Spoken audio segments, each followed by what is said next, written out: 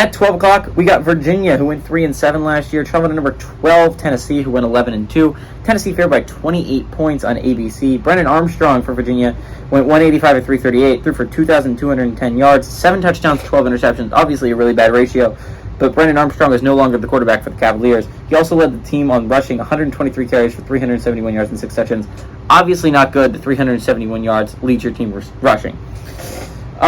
Keaton Thompson had 53 catches for 579 yards, no touchdowns.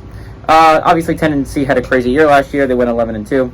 Dodoy. Hendon and Hooker went 229 to 329, 3,135 yards, 27 touchdowns to only 2 interceptions, an insane ratio for Hendon Hooker. Jalen Wright had 146 carries for 875 yards and 10 touchdowns, and Jalen Hyatt had 67 catches for 1,267 yards and 15 touchdowns. Tennessee is 3-1 against Virginia all time. Last game went to Tennessee in 1991. Last 2 games, though, have been 3 points or less between these 2 opponents. But Tennessee loses Hendon Hooker. There's a reason why Tennessee was so good last year and why they finished with 11 wins, and it was in large part because Hendon Hooker was an insanely great quarterback. There's a reason why he went in the 3rd round despite tearing his ACL.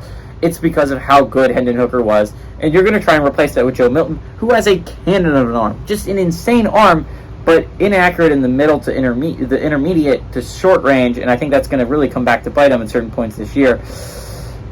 You also lose Jalen Hyatt, who was an insanely good receiver for you as well. And this is the reason why he went pretty early on in the draft to the Giants.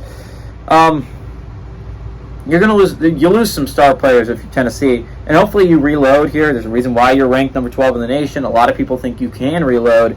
I think it's going to be really interesting here. I like Tennessee. I think Joe Milton has insane talent. I just don't know if he can put it all together, and which is why I'm concerned about him when he actually has to play real opponents like Florida in the next couple weeks, like an actual defense.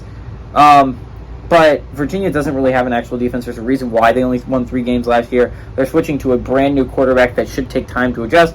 And it's not like Tennessee is not doing that, but Joe Milton is inarguably more talented than whoever Virginia is bringing in to replace Brennan Armstrong. I like Tennessee to win here. I like them to win by a lot. I like them to win and cover the 28-point spread despite it being really huge.